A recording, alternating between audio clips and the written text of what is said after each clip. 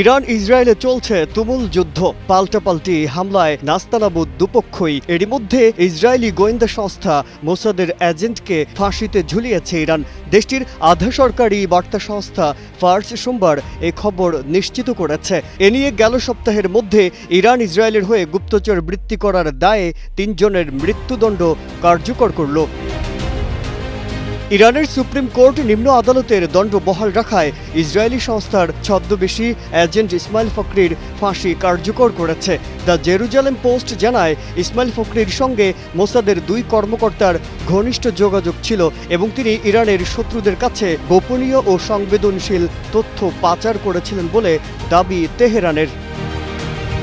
২০২৩ সালের ডিসেম্বরে ইরানি কর্তৃপক্ষ গুপ্তচর বৃত্তির অভিযোগ এনে ফখরিকে গ্রেপ্তার করে। ইরানের বিচার বিভাগ তার ফাঁসিকে ইসরায়েলি গুপ্তচর নেটওয়ার্কের জন্য বড় ধরনের আঘাত হিসেবে অভিহিত করেছে।